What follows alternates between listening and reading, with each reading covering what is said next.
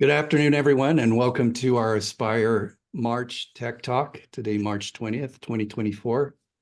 We're glad you could take some time with us this afternoon. We feel like we have a very exciting presentation today. We'll be going through our project pitches and technology showcase. We'll give an opportunity to get a little better look in detail of the work that our projects are doing, and specifically the solutions and technologies that they're working on, with a call to action for our Industry and Innovation Board members. So we appreciate you being here with us.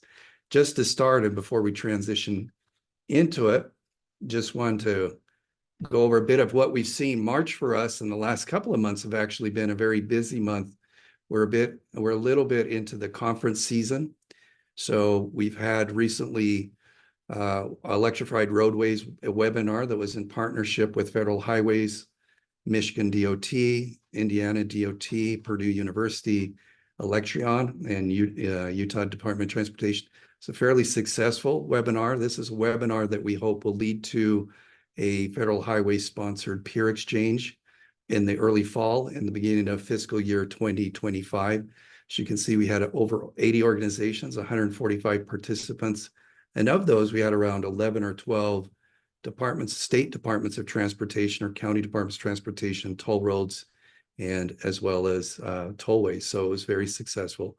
A lot of conferences. So our great partners in the Asphalt Pavement Association, opportunity to speak at a couple of conferences and participate in their conferences, the 110th Annual Purdue Road School, and also we had some industry conferences around IEEE and APEC that was there. We do have some things coming up, so we want people to be aware of. Hopefully, you'll join us for next month when we have our student talent showcase. So our students, when the projects they're working on, if you had a chance to be part of the January one, you saw something amazing that Emma and the team is working on. She's from University of Colorado in Boulder. It was great. Hopefully, you've received as well an Industry and Innovation Day annual meeting invitation that was sent out. And if you've not, please message me in the chat or send an email.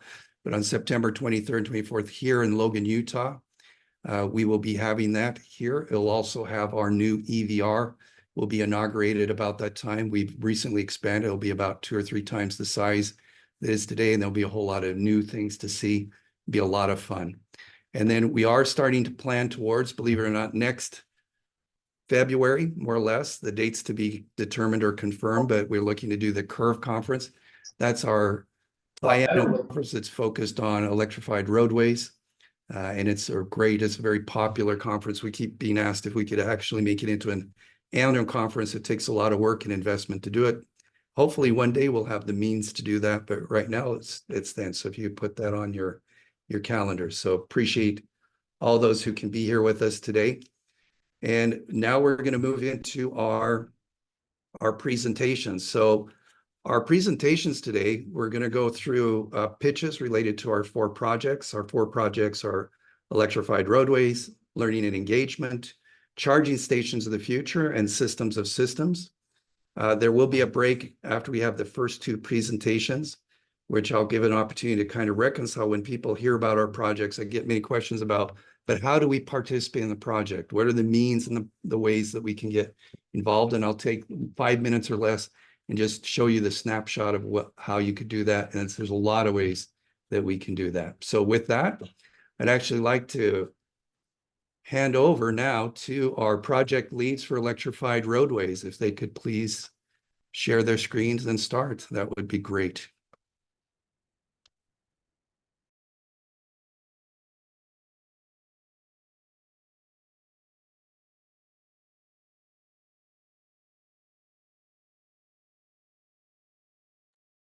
Param, are you there? Or Mar? I saw Corinne.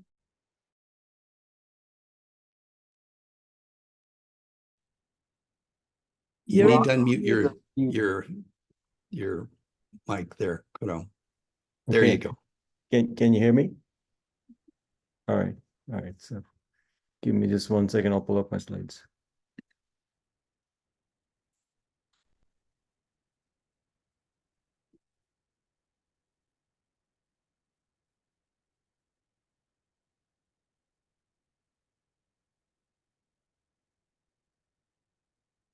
All right, welcome everyone. So first of all, let me just tell you where I am. I'm driving from Columbus, Ohio to Ithaca. So I just stopped by on the roadway to uh, make this pitch. So I hope you enjoy this pitch from I-86, which could have been electrified. Um, this project is called Electrified Roadways, and I'll tell you a little bit more about what it is. The vision of this project is called Electrified Roadways, is to push the frontier of electrified roadways in terms of its performance for both dynamic and semi-dynamic wireless charging. What that means is dynamic means that the vehicle is actually moving while we're charging it. Semi-dynamic would mean that you're actually stopped at a traffic light or some other place and charging that way. And we want to improve the performance of these systems in terms of the maximum power that we can deliver, the average power we can deliver, the efficiency with which we can deliver that power, as well as the roadway side aspects of it, which include the ability to construct cost effectively such roadways, making these roadways durable, maintainable, and also being able to embed the electronics associated with such systems in the roadway itself. In addition, we'd like to be able to make these systems interoperable, which means that the same system can power small vehicles as well as buses and trucks. And these systems are based on standards, and these standards are still evolving, especially for dynamic, where we have active activity, but the standards are not set as yet. The system has to be safe, safe both in terms of electromagnetics, in terms of the electrical system, as well as in terms of the road safety. And that's where the maintainability and the constructability and the durability of the road becomes important.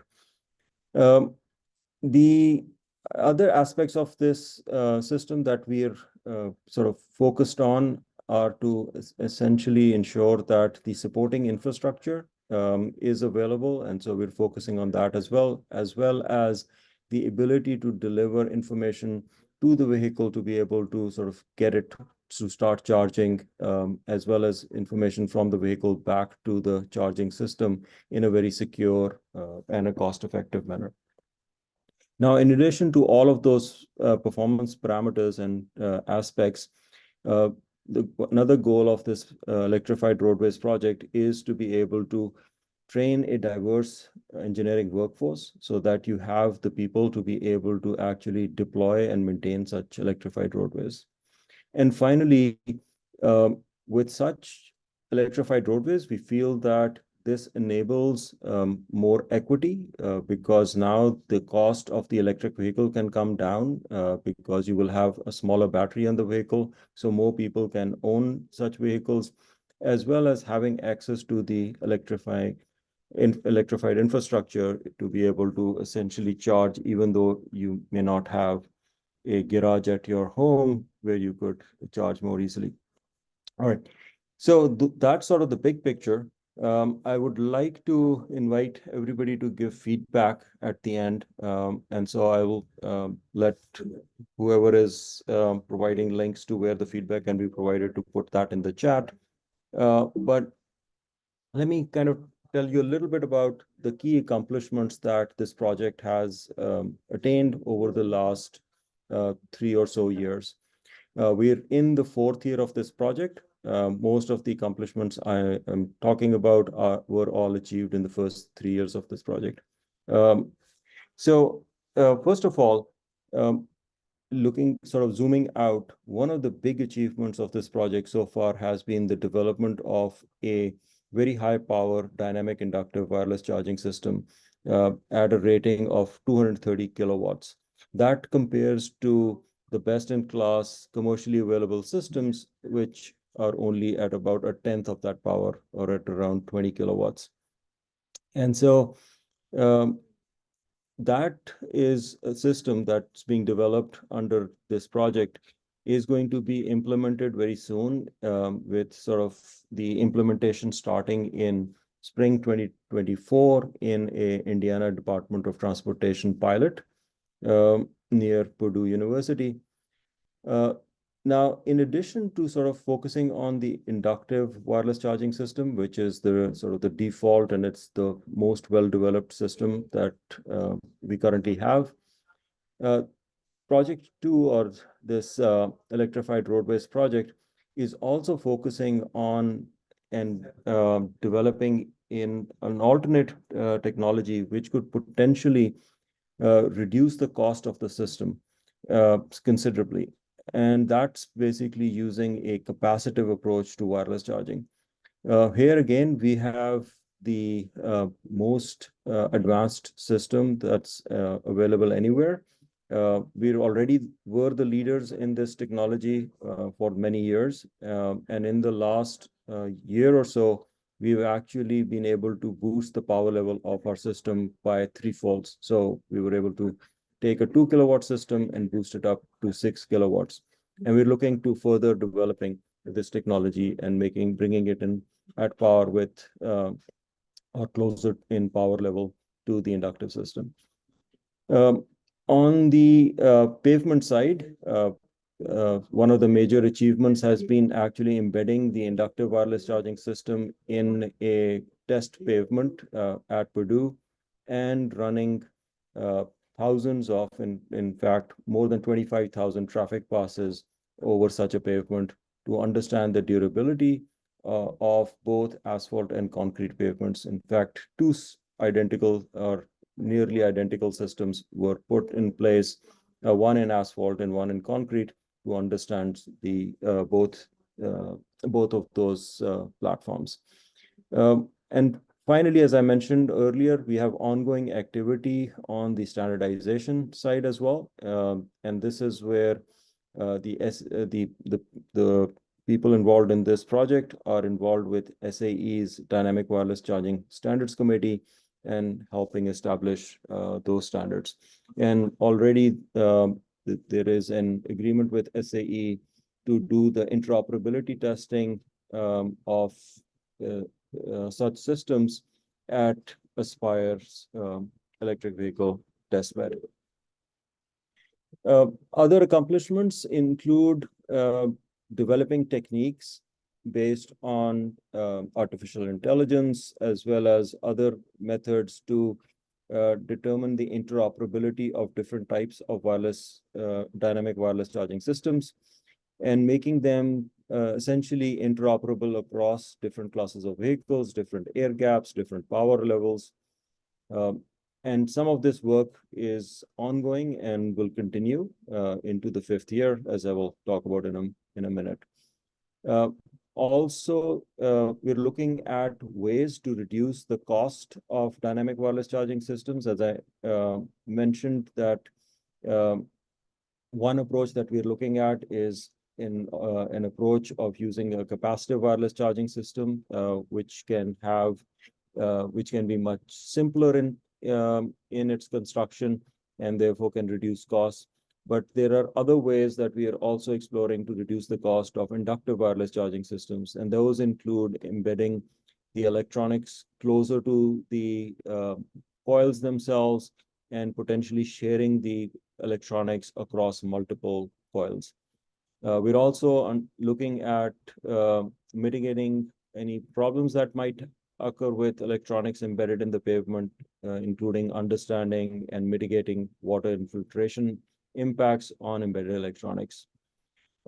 As part of embedding electronics into the pavement, one also has to understand the thermal management aspects, the structural integrity of the pavement, and the durability of the overall system. And all of that is work that has made progress and is continued. And we're continuing to work along those lines. Finally, on the pavement side, we also have achieved some techniques of constructing these systems, which have helped reduce the cost of the system, or is expected to help reduce the cost of the system by making the installation more simple. Finally, as I mentioned, one of the goals of the system is also to look at the supporting infrastructure, including the communication architecture and the communication techniques in order to make the system be secure. And so we've made headways in that area as well. And finally, in order to truly estimate the cost of such a system, both in terms of the initial cost, but also the life cycle cost, the team of this project has developed an asset management framework that incorporates electrified roadways and takes its long-term benefits into account. Let me move then to talk about what we're proposing to do in year 5, and that's where your feedback would be most helpful. So in terms of the various areas that we will be focusing on in year 5, one is to continue to enhance the performance of the dynamic inductive wireless charging system. This will be done by optimizing both the transmitter and the receiver designs, and enhancing the performance again in terms of efficiency and misalignment tolerance, as well as the robustness of the system. We're also developing are proposing to develop guidelines for design and construction of both the asphalt and concrete pavements with such charging systems embedded in the pavement. This includes formulation of the mixing quantities for the various components of an asphalt or a concrete pavement structure.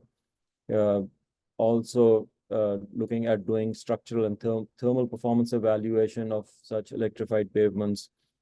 And since you can't possibly do an exhaustive set of pavement development and testing, we're also looking to enhance the already developed structural and thermal models that were developed in earlier years of this program by taking some of the data that will come out of these initial tests to be able to predict how modifications in the design might be able to further enhance the structural and thermal performance of these pavements. And a key component of being able to deploy such a system will be to be able to keep the cost of such a system low and to minimize the cost from where it is today. And as I mentioned, there are a number of avenues that we are approaching in order to reduce cost. One of those is looking at the capacitive charging approach. And so going into year 5, we're going to be pushing the power scaling of the capacitive charging system further up. Currently, as I mentioned, we're at 6 kilowatts. We're looking to get beyond 10 kilowatts within the next year, and possibly even higher.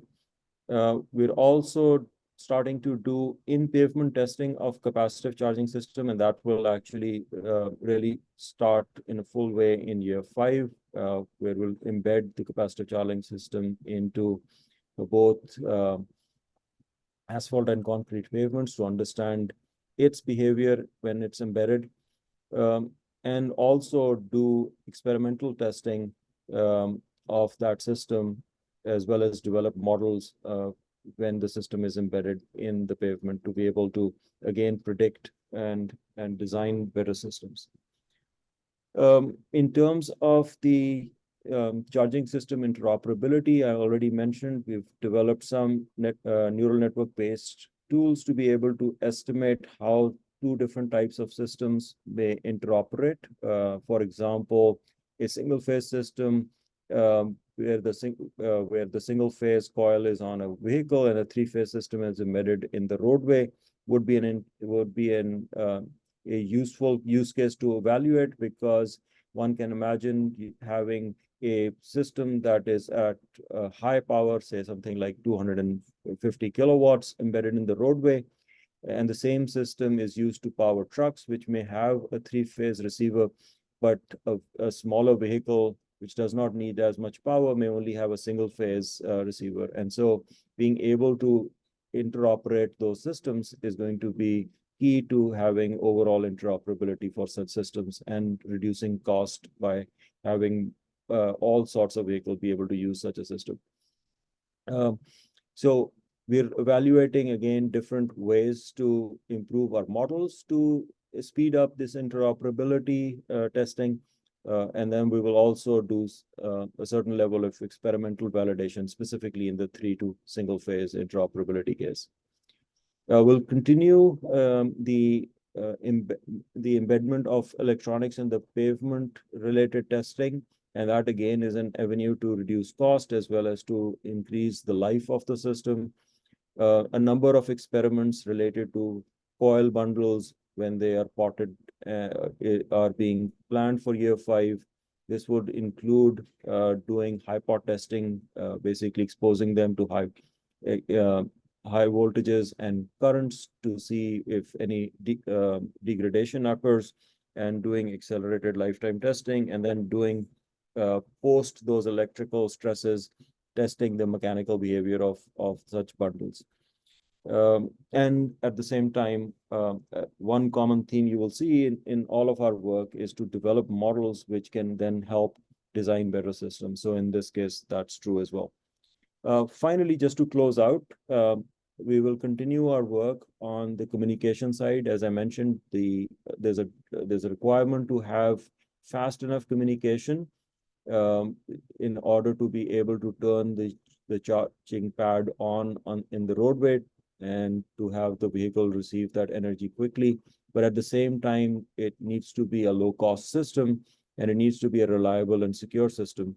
So various experiments are being designed to be able to do testing of some of the algorithms and architectures that have been developed so far in the EVR at UTEP, at USU. And finally, also in year 5, there's a plan to do some work on the sensing of the coil to essentially automatically align the vehicle with the roadway coil. And then last but not least, we want to further enhance the electrified transportation and asset management tool. This is basically the TAM tool with the electrified roadways related aspects incorporated, and utilize that to do further case studies and evaluate the performance of electrified roadways relative to standard roadways, and also to provide essentially a decision-making tool for DOTs and other agencies that take decisions on what sort of infrastructure to put in place and what sort of pavements to build. So with that, I'll come to a close. And again, I request feedback. I don't have the link on this slide, but I believe the link should be in the chat. So if you could just click on the feedback survey link in chat and provide your feedback there, that would be wonderful. I guess, I'm not sure if we have time for questions, but we definitely have time for questions, and we need it. We have one that's already in the chat from Peter Bell from Sacramento Municipal Utilities District. He says, will inductive versus capacitive, I believe, become something like CCS versus NACS? So the way I would answer that question is that I think for now, you're going to essentially deploy inductive charging systems. However, there is always future generations of systems that get developed. And if it turns out that the capacitive system is considerably lower cost, I think there will be a natural tendency for people to employ that in a future generation. Whether that generation takes place in the next 5 years or that takes place after 10 years will depend on exactly what we find out about the capacitive system's capability to scale in power and performance. And Karam, looking at, there's another question here, but thinking back through the different work streams that you have with the project for electrified roadways, if you think about our industry and innovation board members, what would you think would be the 1 or 2 urgent calls for action or collaboration that you would say, these are areas where we'd like to have industry innovation board members participating in this project? You'd Yeah. obviously like them across everything, but if you were to think about one or two things, what would that be? Yeah, absolutely. So I think the number one area where I believe there would be great advantage to the participating members as well as to this technology and everybody involved would be the methods for constructing and testing pavements in which essentially the electrified system has been embedded. And so asphalt producers, companies that design pavements, all of them can be involved in this project and essentially help with developing this technology and then taking it to market. Very good. We have time for one last question, if there's any questions. If not, thank you. Khurram, that was very nice. We'll pass it now over to our learning and engagement project leads. Thank you. Thank you very much. Thanks, everyone.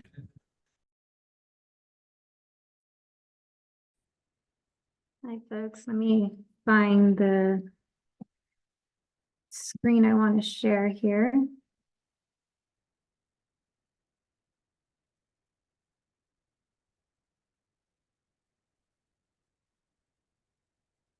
Can y'all see my screen okay? Yeah, Jen, you're good. Awesome. Thank you, Don. So unfortunately, there's no leads. There's just a lead and it's me. This is what you're going to get. I'm Jen Ramos Chavez. I'm a postdoctoral researcher at the University of Texas at El Paso, and I'm also the Learning and Engagement project lead. Thank you all for allowing me to speak with you today and share a little bit about what we do, who we are, and what we intend to do. And though we understand that not all industry members and organizations have developed or intentional education and outreach initiatives within their own organizations, but we hope that today we can inspire folks to, get excited about the things that we're doing and perhaps develop some collaboration and leverage some of our education and outreach initiatives to help support the things that folks have going on or some of the needs that they have within their own communities. So learning and engagement with an equity focus, we develop replicable and scalable K-22 pathways. And this is through education, training, research, community awareness, and industry partnerships. And all of this is an effort to recruit, retain, and retrain a diverse workforce in the electrified transportation systems. And our team is quite diverse. We cover a multitude of different disciplines from the environmental sciences to the social sciences and engineering, education, community outreach, and everything in between. And so just a really quick snapshot at some of the great work that we've done over the last couple of years. Years 1 through 3, we were really trying to figure out what can we do, what should we do, and how do we do it. And those years kind of provided time for us to develop this framework in which we can do education and outreach efforts. And in year 4, we did a lot of dissemination by way of outreach events for K-12 learners, for working with our undergraduate students, community engagement, seminar colloquia and conference talks, and then a few workshops and short courses. And all of this dissemination includes everything from the research that's taking place within the center, but then also some of the educational materials that we've developed within learning and engagement. And these education initiatives are scaffolded so that we try to incorporate the spectrum of learners, what we like to call K to gray. And so from our littlest learners, in elementary school, in the works, we have a children's book that will explore electric vehicles. Within our middle school and high school learners, we want to get them excited and aware of the different sorts of electrified transportation system careers. And we do this by way of curriculum, engagement, and working with teachers and kind of developing their ability to teach engineering in their classes. And then in higher ed, of course, we have some curriculum development there to both. It originated in the late 19th century. Oh, sorry. Was somebody saying something?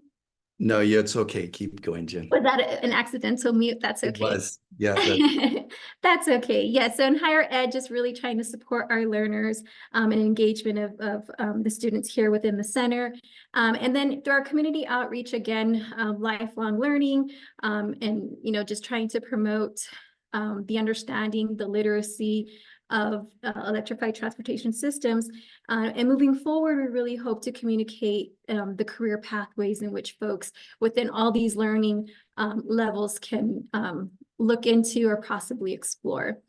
And our engagement, again, incorporates, you know, communities that we work in and we live in, and then also within here in the center, we have quite a robust spectrum of engagement that we've done, from our REU programs to working with students within the center, outside the center, and our partnerships with community organizations and academic partners. So we are really, really proud of the work that we've done, and we're looking forward to what year 5 will bring. But before I jump into what exactly we'll be doing in year 5, I wanted to share this call for action and ways that we hope that folks on the call and other IAB members that might watch this later on, and how we can work together and what sorts of things that we need within learning and engagement to kind of help develop the initiatives, the programs, the materials that we are currently working on. And so we have these high level areas that we kind of oversee and we work on, you know, education, center development, mentorship and internship, this ETS credentialing pathway that we're going to be working on, and of course, community engagement. And so I'll dive here into the specific things that we're going to be looking at in year 5 and ways we hope that we can inspire some collaboration with folks. And so, as I mentioned, in our pre-college space, we are working with learners from the K-12 grades. And here we really hope to inspire and just create awareness of what sorts of careers are available, and really just trying to develop the literacy of what electrified transportation is. And here we leverage a couple of different programs that are ongoing, including some funding from CDOT. And then we also just recently got awarded this NSF grant for Yes EV, which is research for high school students. So a little bit of intentional, unintentional recruitment, you know, getting students involved in activities and educational initiatives and research that otherwise they might not have the opportunity to. But then also, again, as I said, through our educator PDs, we're also supporting the educators that work with those students on a consistent basis to feel comfortable to teach these sorts of programs and materials related to electric vehicles. And what we can really use and have some guidance on is, as we dive deeper into the specific research topics that our other projects are working on, specifically in year 5, we are diving more into the EV wireless charging technology. And so with this is, you know, just having that technical assistance and support, so we can develop these materials and these programs, and then also relaying information on relevant career pathways that you find might be important for the next generation of engineers, of tradespeople, etc.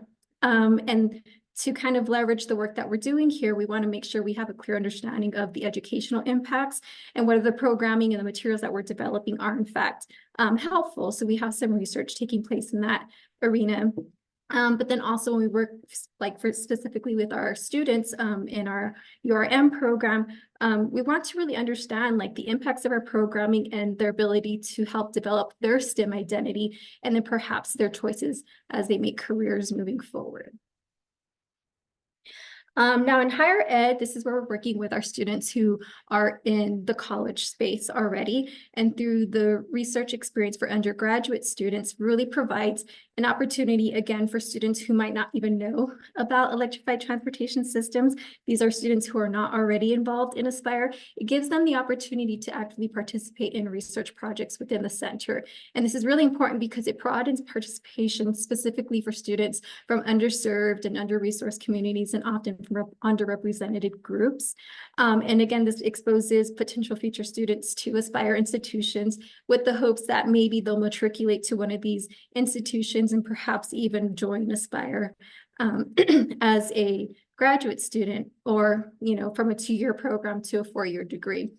And here we also are very intentional on the professional development opportunities that these students have and are exposed to. And for IIB, this is a really, unique opportunity for you all to come in and network and talk to and present to these students on, it could be anything from the things that you do in your organization, other sorts of careers that you would expect students to eventually, pursue, or even what sorts of skills that you hope that these students would come if they were to do an internship at your institution and whatnot. Unique to this year in year 5 is this entrepreneur workshop. And so we know that although students might, be interested in engineering, or they might be interested, in things related to electric vehicles, we also know that this new generation of kiddos are really inspired to do, amazing things on their own and become entrepreneurs. And so we really want to hone in on that and really help develop those skills. So any regard to entrepreneurship or guest speaking is something that we are always looking for. Curriculum development within this space, we have 2 courses that we have offered, one of which is the transportation equity course, which focuses on diversity, equity, inclusion in regards to transportation systems. And this includes guest lectures from Aspire faculty and staff. And then our ETS course, which is kind of like an Aspire 101, provides students a really robust opportunity to hear from speakers from within the center and outside the center. And so for both of these courses, we're always glad to take guest speakers. Within our center, we know that, our students here are amazing. We have I brag and say we have some of the best students ever, because these kiddos are awesome. And within the center, we have a student engagement and mentorship, which may not be unique to ERCs, but I think within Aspire, we do a really, really great job to provide a great environment and culture for our students to thrive. One of these programs that supports this is the Cohort program, which is for the Student Leadership Council, and it provides them with real world exposure to research and operational developments within industry, government, and nonprofit organizations. And these students actually get to travel to different cities that have, a big push in transportation electrification, and these students get to network and talk to folks from industry, from legislative entities, and as well as nonprofit organizations related to transportation electrification. And here, a lot of the IIB members have served as host sites where students are able to go visit. And we have a cohort trip coming up here in a couple of days. And it's a really unique development in this cohort trip because some of our IIB members have actually helped plan and prepare for this trip, which we are very, very grateful for. And so our IIB members have had the opportunity to kind of see the ins and outs of planning and development of the cohort trip, but then also to kind of guide and show and tell where these students should go, where in the important places where they can learn the most, and where are the in-demand industry sites in which these students will thrive. And so we are always looking for folks to help either prepare the cohort site trips, to host the students when they come, to serve as a mentor on one of the trips, or even sponsor a student to travel. We know a lot of times these students will end up at, these industry sites, and, what better way to get to know students than to have them come and see and talk to you all in site. And again, just more on student development, including mentorship, networking, invitation to IIB conferences and workforce opportunities are some of the things that we have encompassed over the last 2-ish years during the cohort program, and we are really excited to continue to do as we move forward into year 5.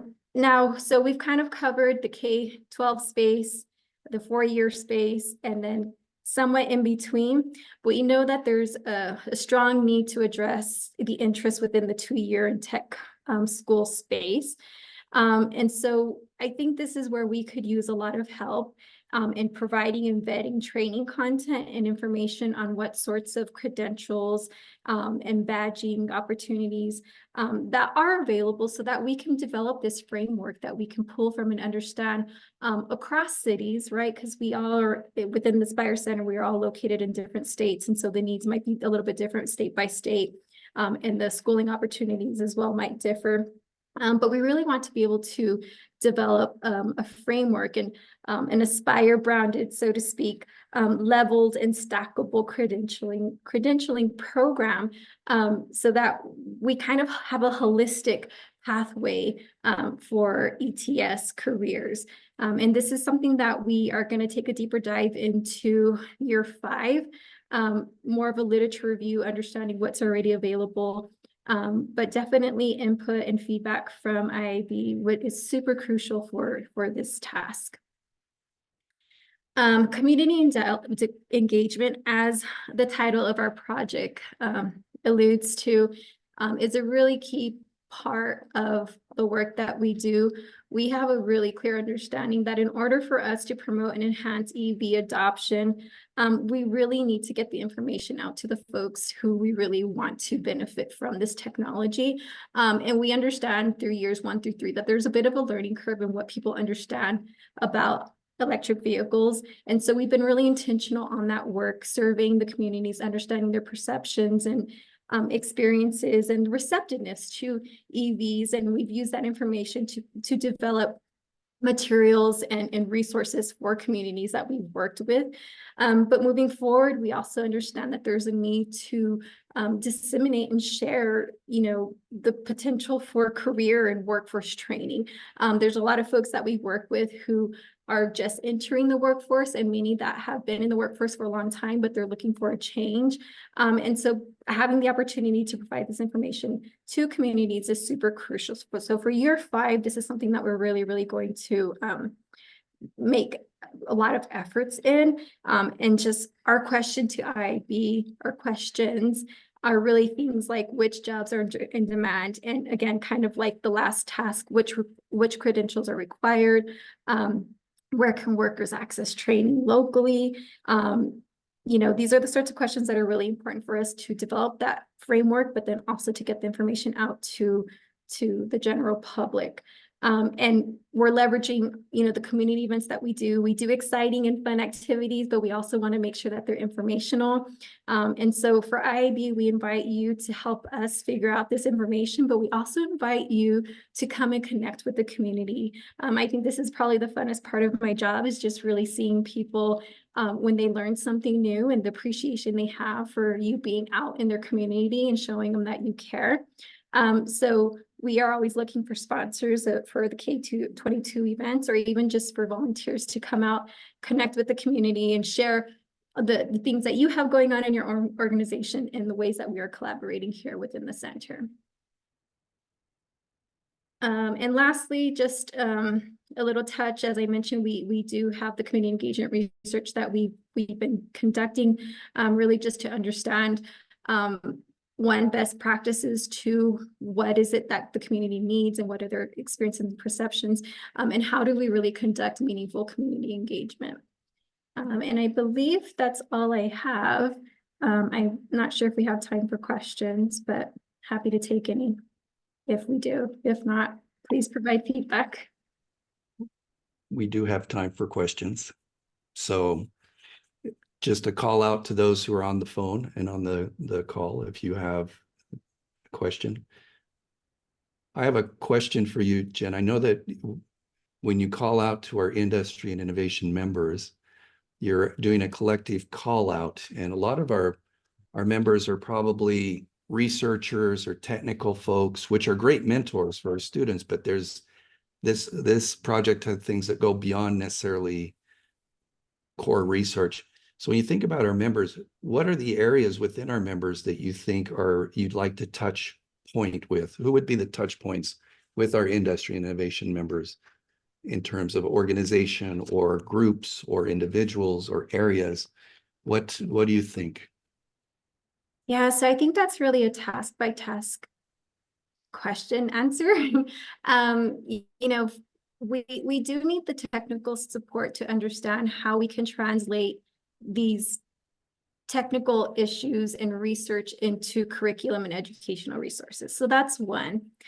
Two would just be, if there is no community outreach plan within these organizations, how can we help support that, right? And so we can leverage each other's work.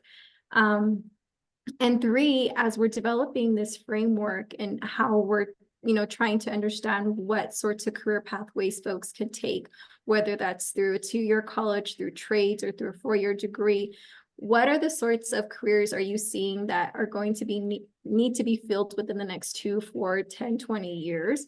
And how can folks get there? What certificates do they need? What credentials would they need? Wherever your organizations are located, are there training opportunities within there? Does your organization offer any trainings? So, like I said, we have this spectrum of learners that we're working with. So I think the answer really depends on which task we're looking at. But anything that IIB would like to offer, we're willing to take. I know that there's some folks that already have a strong interest in our project, specifically for, educational materials. So folks that already have education initiatives within the organizations, we would be happy to connect with you. If there's an immediate way that we can already collaborate, that would be great. But otherwise, we are interested to hearing from anybody, to be honest. Very good. Are there any other questions? That was great. So before we hear from our charging stations of the future and systems of systems, take just a really quick break, but not a break. I just want to share with you that many times people say, just like we were talking with Jen now, how do I get involved? I pay membership fees or I participate within Aspire. And there's several ways that members can actually get engaged with Aspire through the projects. Just reminding our members, there are industry members. If you're a large company, you pay $15,000 per year as a membership fee, and small companies pay $7,500. But for every $1 in member contributions, you really leverage that up in multiples of additional dollars that you have access to. The National Science Foundation gives us approximately $5 million a year. So your fee, your $1 in membership fee for every $1, you get thousands, probably multiples of access to additional dollars in research. You have access to talents. You have the ability to leverage potentially research that's an extension of your R&D. So these are kind of the pillars that we see are practical ways that you can get involved. One is obviously sponsor research or joint development of the things we're doing within the project. So as we're calling out, if there's an area there that's of interest, seek us out and say, is there a way that you'd like to sponsor research? Is there a way that you'd like to jointly develop perhaps some technologies? You have the ability to license some of our Aspire technologies. Again, through your membership fees, you have a right of first priority to this. And as we talked about a bit now, we have great talents within the center. We have the Aspire talents, hire our talents for internships, as well as full-time employees. It's a way really to transfer knowledge and expertise and enhance your organization. It's a small investment in terms of time, but it brings a great impact to your organization. And then within the center, there is the research collaborator.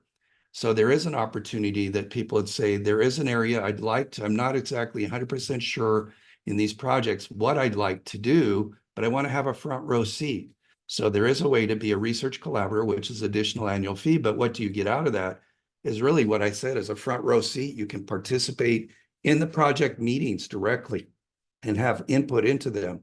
So you'll be able to interact with the project leads and give your input and feedback as more of a real-time feedback loop. You can advise and participate in some of the specific objectives relating to the project. And coming out of that, well, you get first opportunity to negotiate commercial rights, hire talents and such from that. So these are just simple but practical ways that you can do that. So as you go through and think about this, these are just points that you can ponder.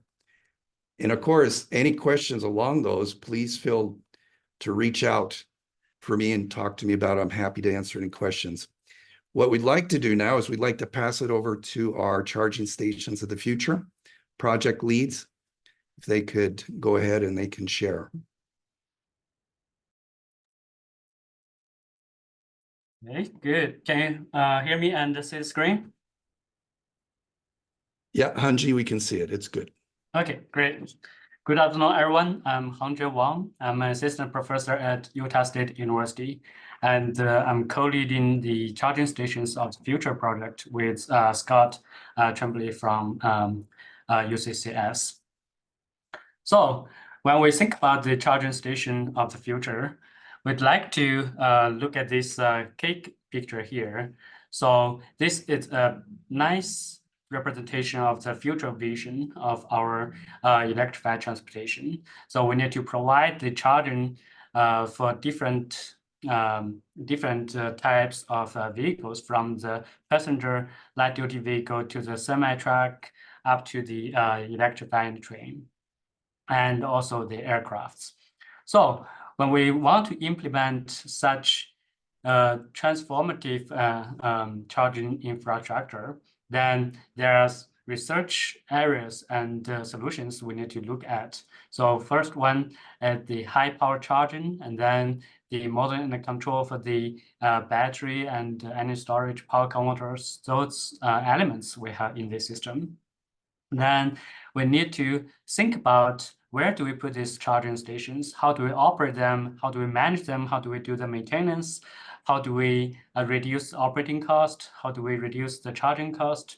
And then how do we make more revenue from there? So to do that, then we need to look at the economic, viable, and then accessible, equitable charging station planning. And that's another mission we have, to create algorithms, tools that allows us to do the charging station planning, including the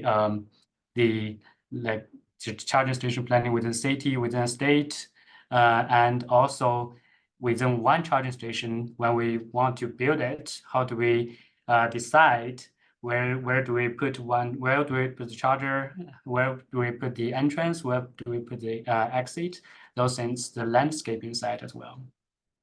When we have all of this developed, then we need to have the next generation workforce to carry the technology on and to further develop the technology. So that's another mission of this project.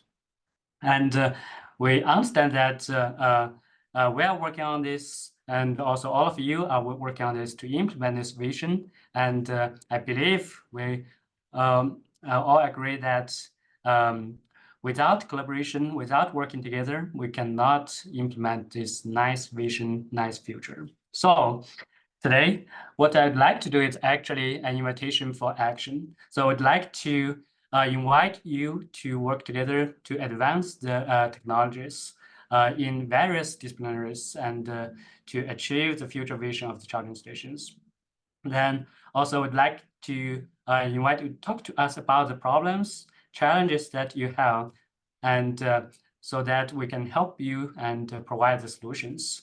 We'd like to invite you to invest in the research and our students, and also work together to pilot the charging station deployment, discuss potential collaborations on external funding opportunities.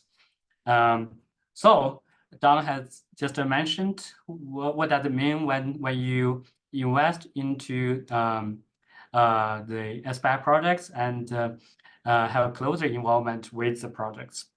Here, I just want to emphasize a little bit more that, so when you have closer involvement with the project, so the charging stations of the future project, we have more than 35 faculty members from more than 10 disciplines, and we're meeting bi-weekly to discuss the progress we have on each task.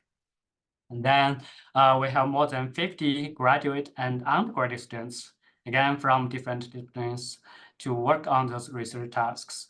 In year 4, we had more than 50 papers published and IPs granted. So if you have closer involvement with the charging stations of the future project, then you get the priority to discuss, to look at those IPs, and to negotiate and commercialize those options there. Also, we have access to all key research facilities within Aspire, including the hardware, software test beds, the EVR first testing facility we have at USU, and many other cutting-edge research facilities we have. Again, we have fundings from NSF and also from the associate projects. So closer involvement with charging station of the future project means you will have closer kind of discussion and involvement with all of these resources, better utilize all of these resources to help you make more progress. So in year 5, the project objectives, we summarize them into 4 categories. The first one is high performance hardware. So to build the charging station, we need those high performance hardware from battery to charging equipment, including plug-in chargers, wireless chargers, different technologies there. Then after we have all those, the hardware ready, then when we want to build a charging station, we need to think about where do we put the charging station and why.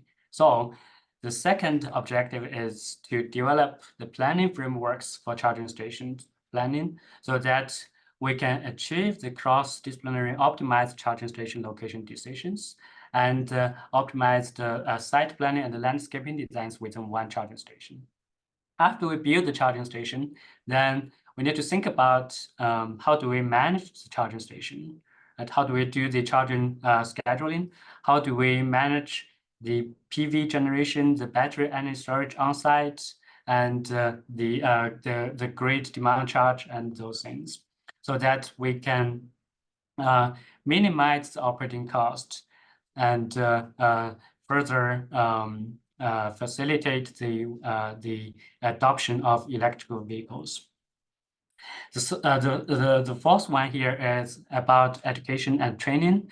So we need to understand the policies through surveys and those things, and develop educational materials and products related to the charging station area, and then to inform public and diverse workforce to support the stakeholders and the communities in decision-making and obtain knowledge to support the widespread adoption of EV charging infrastructure. Then based on these objectives, we have proposed tasks. So here it's a high-level summary of our tasks in year 5.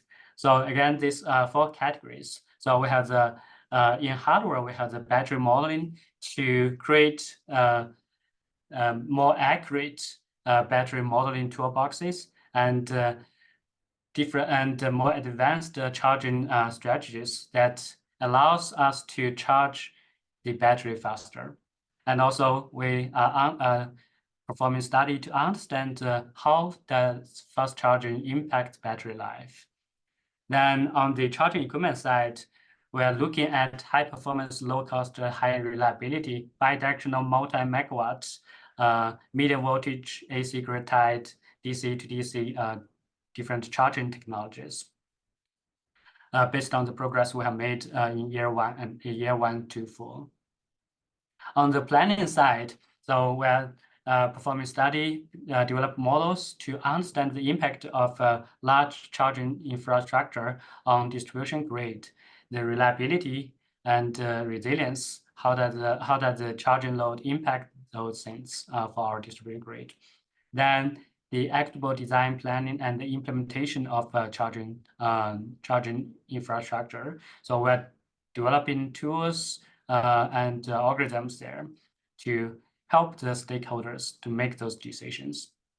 Then we're also looking at the smart charging management.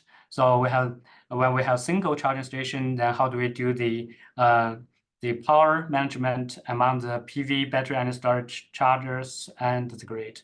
Then when we have multiple chargers, then how do we do this network level development or the management so that we can combine the traffic network and communication network and power network together to do some to do the multi-charging station scenario smart management. Then for the education and training, we're going to look at how do we utilize the virtual virtual reality technology, the VR technology, to help us to do the EV charging station design and user training, and also to develop some short video series from general topics to deep technical content, so that we can better support the education and training needs in our society. Then I'd like to go into each category and then talk about the key results we have generated so far, and also really would like to share this invitation for action with you, and like to see provide you more ideas on like how can you better involved in the charging stations of the future project to perform research and some other activities together with us. On the battery side, so we have developed very accurate battery models and battery modeling tool boxes for equivalent circuit model, and also the single particle model. That's a physical-based model that allows us to achieve much higher accuracy. Also, we developed the sigma point common filter algorithm and extended common filter algorithm for the equivalent circuit model development, and also those algorithms for the state of charge estimation, and also algorithms for the state of health estimation, those things. And we have a lot of patents and papers published on the battery active control and the management. So how can we extend the lifetime of the battery through active control and management of our battery cells, including both new battery and retired battery from electrical vehicles. Here, we'd like to invite you to use our toolbox to create accurate battery models for your battery. At this moment, these toolboxes are ready.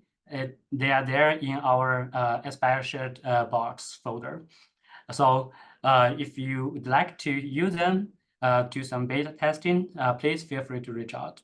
And I would like you to send us your batteries and have us to test or to model your battery, to create battery models for your battery, and provide battery to us to study the charging strategy. How can we have different charging strategies so that we can charge your battery faster? And how does fast charging impact your battery aging? Also, we'd like you to talk to us about the problems, challenges you have related to battery, and let us solve them together.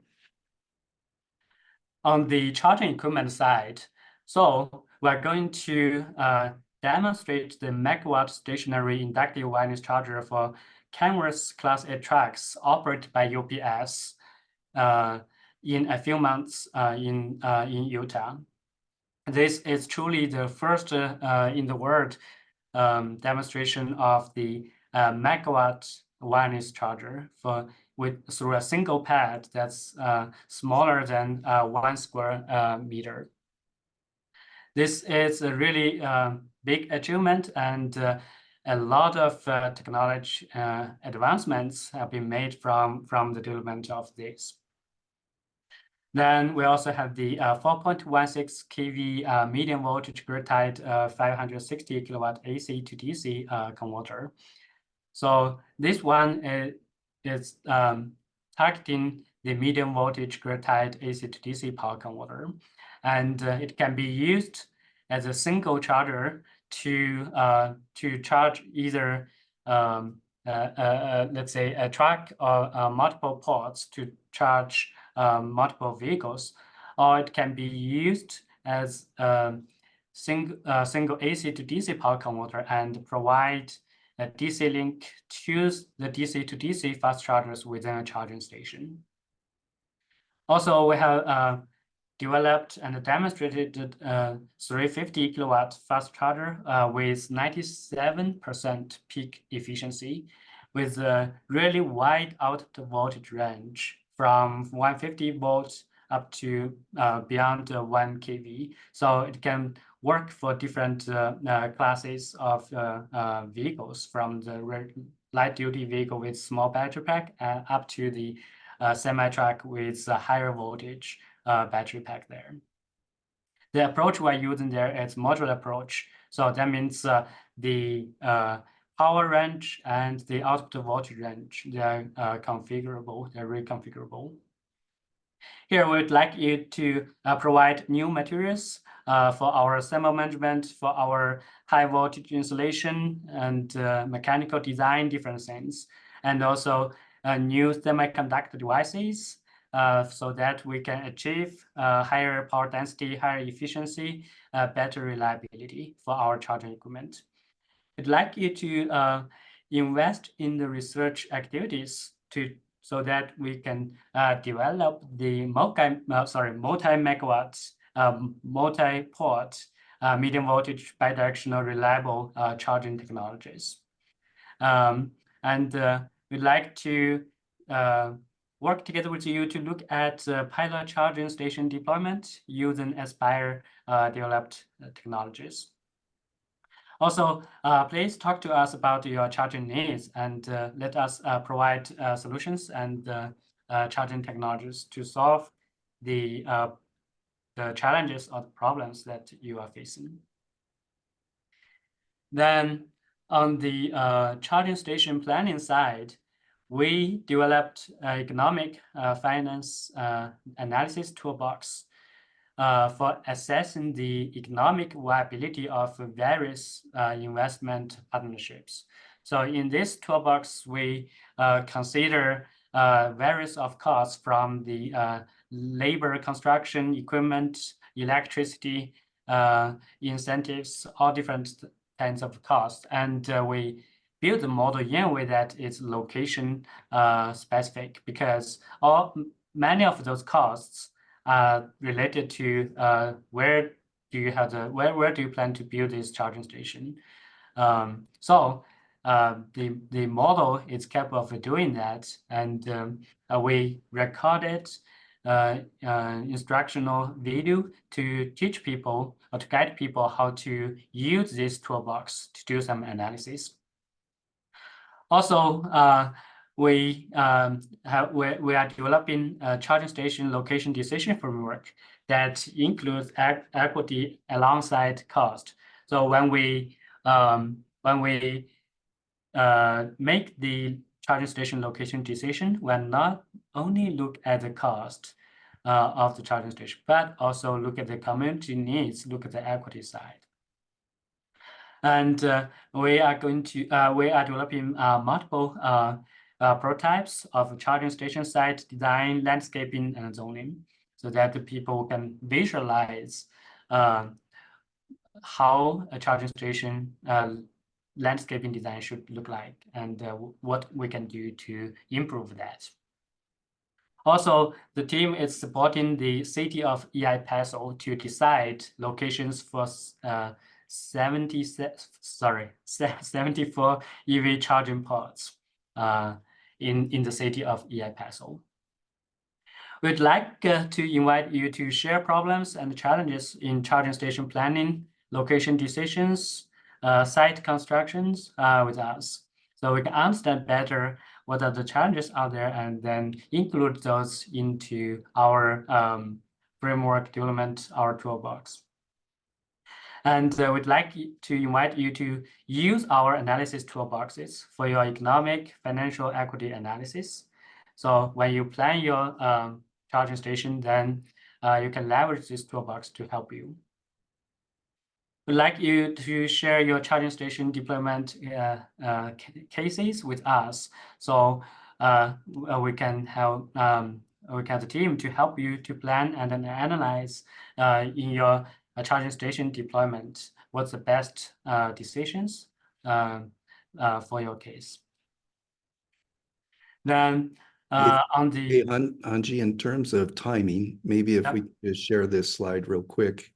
We have one more presentation we have to do. okay, yep.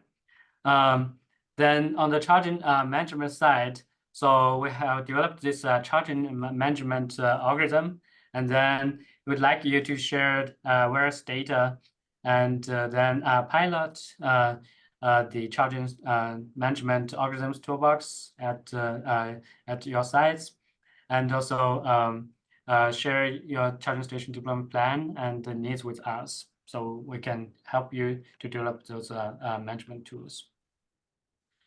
Also on the education side, so we'd like to invite you to sponsor our undergraduate student teams, sponsor our open house events, and showcase your products and technologies at those events. And also tell us your training needs and topics, so we can scope our short video series better, and invite our students to intern to and learn more about your company. Last one here. So the hardware, the EVR test facility, it's undergoing the extension, and as you can see here, it's almost done. It will be done in probably a few months. So I would like to invite you to bring your charging technologies products to EVR for testing, evaluation, and showcase, and also bring your vehicles to EVR for testing, evaluation, and the technology showcase, and also different charging management tools, softwares for testing at EVR. I think that's all I have. That was really great, Hanji, especially the call for action, very specific. So that was great. Is there we have time maybe for a question, if there's a question? If not, you can put it in the chat and we'll try to address it if possible. That was really great. So what we'll do is we'll pass to our last presentation. And as we're loading them up, just to remind people, this session is being recorded and we'll make it available for everyone. If there's any questions related to how to specifically get involved, how can you tie your organizations into these call of actions, please reach out to me via the chat or via my email. And with that, hand it over to Patrick. Good afternoon, everyone. Hope you're doing well. It's great to be here. I'm an associate professor in civil and environmental engineering at Utah State University, and I'm talking on behalf of my co-lead, Yuanri Song, assistant professor at UTEP, about our Systems of Systems project. Our project studies the integration of electric vehicles and EV charging facilities in transportation systems, energy systems, and society. So as part of this, like you've heard throughout the other presentations, we conduct convergent research, we developed informed engineering workforce, we advance diversity and cultural inclusion, and we contribute towards the greater work of the center. Some examples of this, we've been evaluating the feasibility of charging systems, so the charging stations of the future and the electrified roadways. We develop open source models, simulations, and tools to evaluate these systems and the charging management. We monitor trends and study factors affecting the adoption of EVs and charging infrastructure, and we study environmental and social implications of ubiquitous charging and widespread adoption. So to give you a little bit better sense of our project, we'd first like to highlight a couple key accomplishments from the last couple of years. As I mentioned, much of our work is in the core areas of analysis, modeling, and simulation.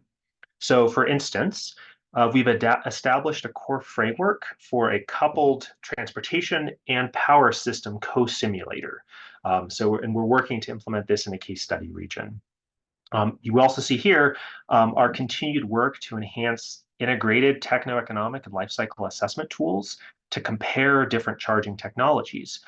For instance, we've determined that according to various assumptions and scenarios, dynamic wireless power transfer, so our electric roadways, could offer the lowest total cost of ownership for passenger cars. We've also developed various economic models to study electricity markets and their impacts and interactions with the charging infrastructure and EV drivers. We also work in the areas of social and sustainability. So for instance, We've analyzed Twitter and Reddit posts about EVs to understand the topics that are discussed, any positive or negative feedback, and any differences in those based on things like age, gender, and political leaning. We're also working, for instance, with Salt Lake County communities to deploy air pollution sensors in underserved communities and to help model the air quality and health impacts of vehicle electrification. And you've also heard us talk about workforce development. And so as one example, last year we supported 27 graduate and 17 undergraduate students from a wide range of disciplines and helped train them in systems level thinking. You've heard several calls to action today, and we'd like to encourage you as well to think about these as I present about some of our year 5 proposed work. For example, do you have any data you could share with us? Could be about adoption, vehicle movements or trajectories, charging sessions, maybe real world costs of operating EV fleets or installing charging infrastructures. Do you want to help us develop and test models and tools? So as I mentioned, we're working on integrations between transportation power and charging systems at multiple levels, so planning, management, and operations. And as you've heard before, there are great opportunities to sponsor our research activities, support student travel, offer students internships, also help us identify what is that future research direction, what are the key needs that we could help you and others address. So I'd love to give you a couple directions that we're heading in year 5. So in the area of adoption, we understand this is really important to understand adoption across vehicle classes and use cases, the factors influencing adoption of EVs, as well as EV supporting infrastructures, and various policies to support these transportation systems. As one example, we've recently developed EV adoption curve models at a very fine-grained zip code level for 4 different US states to see where EV adoption is happening either earlier or at a faster rate.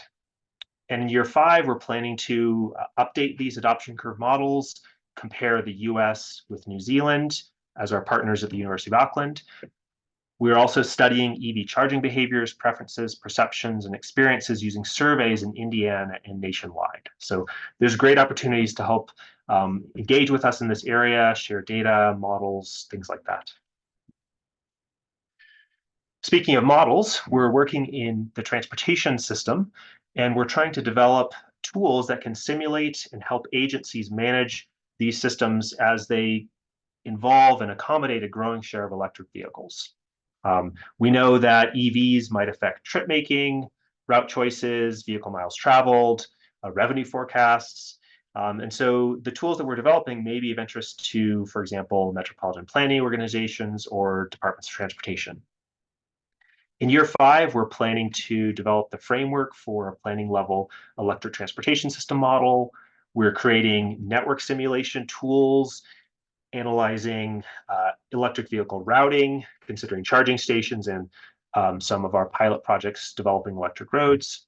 We're doing data analysis to understand and model EV fleet behaviors and patterns.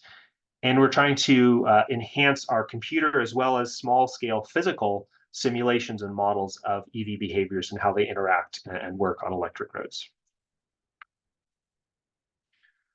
We also put significant expertise in the project team to work developing power system models of electricity generation and distribution, again, at various scales and linked with these transportation system models. So these tools, we think, could hopefully help utilities manage the anticipated loads that are generated by, again, the widespread use of electric vehicles and electric transportation. So in year 5, we're planning to conduct small-scale stability analysis, as well as to develop stochastic EV load models to hopefully help support dynamic wireless power transfer and inform the design of generators, voltage regulators, and transmission network upgrades, among other tasks. We also work at the interface of transportation and power systems, so developing models and tools to analyze EV charging behavior, to manage charging, and to understand their impacts on, for example, electricity markets. So here's some figures showing some of this work that we've accomplished in the last couple of years. And in year 5, we're planning to do things like develop a model to aggregate conventional EV charging facilities and integrate that into electricity market models. We're constructing tools that could aid in the planning, control, and operations of EV charging and electric roadway charging systems. And we're analyzing the environmental impacts of these integrations. Speaking of environmental impacts, one of the major motivations for electrifying our transportation systems, as we know, is to reduce air pollution and improve health, especially for disadvantaged and underserved populations. We've already developed regional and national level models that consider both the reduced mobile emissions from electric vehicles, but also potential increases in pollution and greenhouse gases coming from energy generation and power plants. So in year 5, we're planning to deploy additional air quality monitors and collect more data in cooperation with community organizations in Salt Lake County. We're refining how our air pollution is, quote, apportioned or attributed to different sources, such as the transportation system in our models. We're analyzing the air quality impacts of different vehicle electrification scenarios, both with local case studies in El Paso as well as nationally. And we're analyzing the health and environmental justice implications of these different kinds of electrification scenarios. One really useful piece of the Systems and Systems Project's work has been the development of what we're calling integrated evaluation models. And so this lets us perform these techno-economic analyses and life cycle assessments of electric transportation systems. So this has let us, for example, analyze the levelized cost of charging, the total cost of ownership, and the greenhouse gas emissions potential of different EV technologies. So taking a cradle to grave approach here. So in year 5, we're planning to refine these tools and capabilities to, for example, quantifying the impact of battery size and global material constraints. We're estimating greenhouse gas emissions while considering forecasts of this supply chain, and we're developing a tool to help evaluate the costs of dynamic wireless power transfer. Underpinning all of this work in the Systems of Systems project, as well as helping support the other projects, is a software infrastructure. So this is supporting data management and model integration. As we continue to refine these data systems, hopefully they can allow us to, for example, take adoption models and link those to our transportation and power simulations or air pollution models. So in year 5, we're planning to expand our catalogs of our Aspire's data sets and tools, expand the center's capabilities for real-time data collection, monitoring, and computation, and develop multimodal data fusion techniques to support these data-driven scenario planning that Aspire is seeking to do. So I hope that was a quick overview of some of the work that we're doing in the Systems and Systems project. And again, I just like to reiterate, we look forward to your participation and integration, whether that's, again, sharing data, models, helping us define the research questions, giving us opportunity to test out some of these tools in your jurisdictions, or any other ways that you'd like to participate.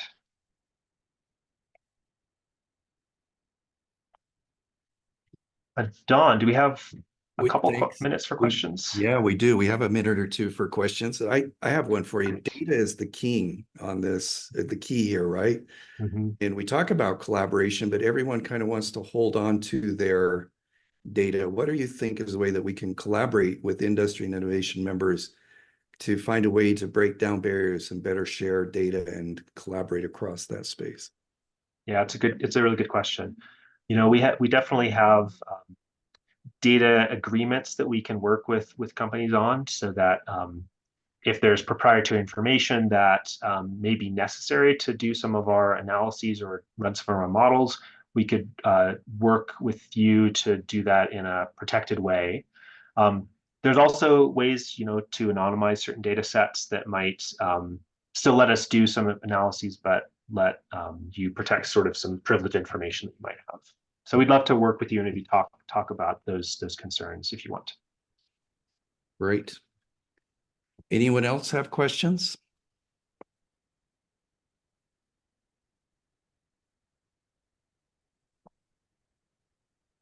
If not, like to thank all those who participated today. It's been a great session. I think we've got a lot of insight into our 4 projects, the challenges and the opportunities that we have. So thank you all for joining us, and we will be sharing the link to the video on a proactive basis shortly. So you'll all get that. Thank you again and have a great week, and we'll see you at the next Tech Talk. Take care.